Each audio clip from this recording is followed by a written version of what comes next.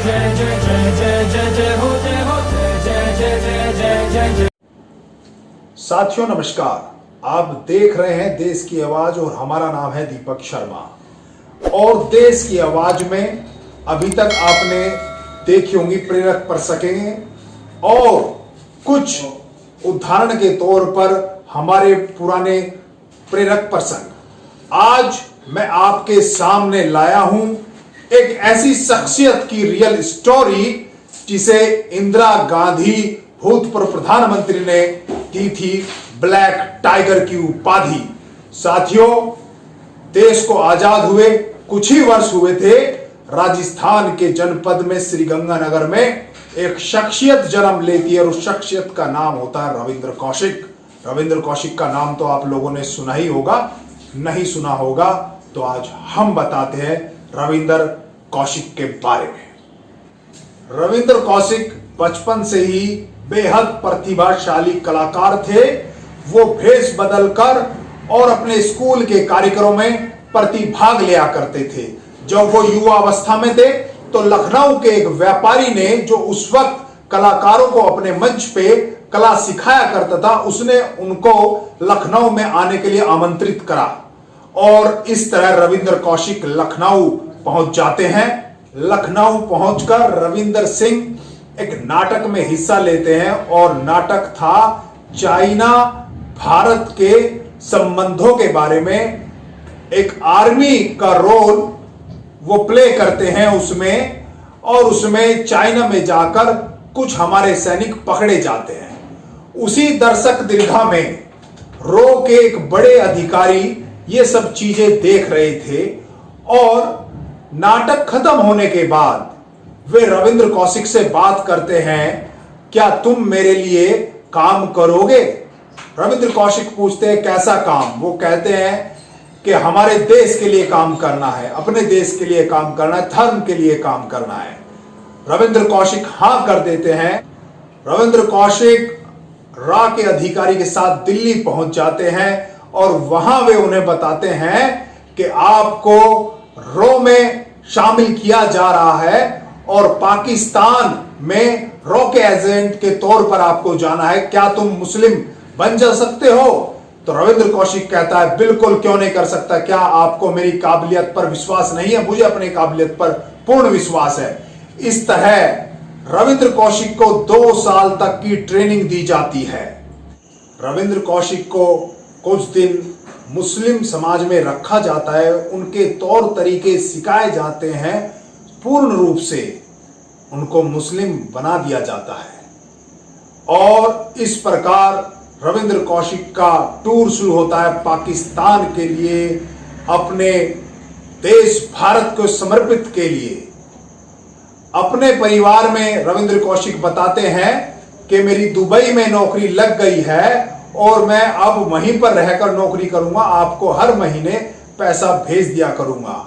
रविंद्र कौशिक के परिवार वाले खुशी खुशी रविंद्र कौशिक को विदा कर देते हैं और रविंद्र कौशिक पाकिस्तान पहुंचते हैं। पाकिस्तान पहुंचकर वो सबसे पहले अपना पहचान पत्र पाकिस्तान नागरिक वहां की बनवाते हैं, लेते हैं और तभी वहां से स्नातक कोर्स का वहां के विश्वविद्यालय में दाखिला ले लेते हैं। जब वो स्नातक विधि कर रहे थे उसी दौरान पाकिस्तान सेना में भर्ती निकलती है और वो भर्ती का रविंद्र कौशिक जी फॉर्म भर देते हैं और उनका भर्ती में सिलेक्शन हो जाता है।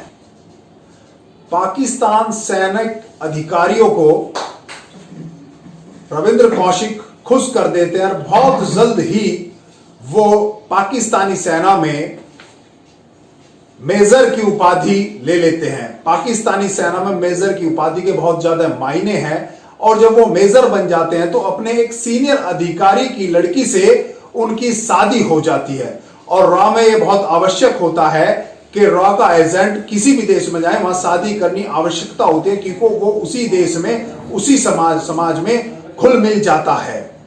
परंतु इसी दौरान जब रविंद्र कौशिक 1971 जैसे महत्वपूर्ण युद्ध की जानकारियां उन्होंने भेजी और अनेक पाकिस्तान की खुफिया जानकारियां उन्होंने देश को भेजी और भारत की प्रधानमंत्री पूर्व प्रधानमंत्री इंदिरा गांधी जी और उस वक्त के गृह मंत्री रा उन्हें उनकी इस उपलब्धि पर ब्लैक टाइगर का खिताब देते हैं। परंतु भारत सरकार पर यहां एक गलती हो जाती है। रविंद्र कौशिक के लिए एक और एजेंट के लिए भारत से उनसे संपर्क किया जाता है। रविंद्र कौशिक मना करते हैं कि मुझे किसी की भी मदद की आवश्यकता नहीं है, मैं अपनी मदद स्वयं कर सकता हूं। परंतु सरकार के दबाव के कारण रविंद्र कौशिक हार जाते हैं और वो हां कर देते हैं। जब भारत से पाकिस्तान में उनकी मदद करने के लिए भारतीय एजेंट जा रहा था तो वो बॉर्डर तो क्रॉस कर लेता है। रास्ते में एक होटल पर वो चाय पीने रुक जाते हैं। उसी दौरान उनकी भाषा को देखकर वहां पर पहले से ही मौजूद पाकिस्तानी सैनिक उसकी भाषा को पहचान जाते हैं और उससे पूछते हैं कि तुम कौन हो। भारतीय रो एजेंट घबरा जाता है और उन्हें कह देता है कि मैं पाकिस्तान में अपने एक दोस्त से मिलने आया हूं। पाकिस्तानी सैनिक उसको राइफल की नली अड़ाकर पूछता है कि तुझे गोली मार देंगे, ये बता कि तेरा दोस्त कौन है। भारतीय रो एजेंट सारी बातें खोल देता है उनके सामने और बता देता है कि मैं अपने दोस्त से मिलने आया हूं जो आपकी आर्मी में एक मेजर के पद पे है और हिंदू होते हुए उसने एक मुस्लिम अधिकारी की लड़की से शादी की है। इस पर पाकिस्तानी सैनिक अधिकारी हक्के बक्के रह जाते हैं और उससे कहते हैं कि जैसा तुम्हारा प्लान था उसी तौर पर तुम्हें उससे मिलना है। और उसी प्लान के तौर पर भारतीय एजेंट उसी जगह पर उनसे मिलते हैं। रविंद्र कौशिक आते हैं और जो ताक में बैठे पाकिस्तानी सेना के अधिकारी रविंद्र कौशिक को वहीं पर बंदी बना लेते हैं। 12 दिन तक एक अंडरग्राउंड जेल में पाकिस्तानी सेना उसे जेल में रखती है, जहां पर ना चांद की ठंडक थी ना सूरज की रोशनी थी और 12 दिन तक उन्हें खाना नहीं दिया जाता है और सिर्फ पानी उतना ही ऊपर से टपकाया जाता है जिससे वो जीवित रहे और वो उस पानी को जमीन से चाट चाट कर पीते हैं। 12 दिन बाद उन्हें कोर्ट में पेश किया जाता है, जहां पर पाकिस्तान अदालत रविंद्र कौशिक को सजाए मौत की फैसला दे देती है। परंतु पाकिस्तान के कुछ मानव अधिकार संगठन आंदोलन करते हैं और रविंद्र कौशिक की मौत की सजा को उम्र कैद में बदल दिया जाता है। इस दौरान रविंद्र कौशिक अपने घर खत भी गोपनीय रूप से लिखा करते थे, जो वो आज भी खत जू केतु उनके परिवार वालों के पास सुरक्षित रखे हुए हैं। और उन खतों में उन्होंने लिखा कि मैं दुबई कोई नौकरी करने नहीं गया था, मैं तो भारत का रो एजेंट बनकर पाकिस्तान आया था और देश की गलती के कारण मैं पाकिस्तान में पकड़ा गया और अब भारत सरकार मुझे पाकिस्तान से रिहा नहीं करा रही है। उसमें वो ये भी लिखा करते थे, अगर मैं अमेरिका खुफिया एजेंसी का एजेंट होता तो अमेरिका 3 साल में अपने एजेंट को रिहा करा लेती। इन खतों को देखकर रविंद्र कौशिक के परिवार वाले भावुक हो जाया करते थे और वो इन खतों को लेकर भारत सरकार के उस वक्त के प्रधानमंत्री, गृह मंत्री, विदेश मंत्रियों से मुलाकात करते थे। परंतु भारत के कर्णधार ये कह के पल्ला झाड़ लिया करते थे कि रविंद्र कौशिक ने हमारे साथ एग्रीमेंट किया है, हम उसको नहीं छुड़ा सकते, हम दुनिया के सामने अपने देश की तौहीन नहीं करा सकते। इस प्रकार रविंद्र कौशिक वहां की जेल में रहते हुए उन्हें अनेक बीमारियां हुई, टीबी से ग्रसित हुए और दूसरी बीमारियों से ग्रसित हुए। लंबी बीमारियों से लड़ते हुए 2001 में उन्होंने पाकिस्तान की जेल में अपने प्राण त्याग दिए और भारत सरकार ने उनकी बॉडी लेने से भी इनकार कर दिया।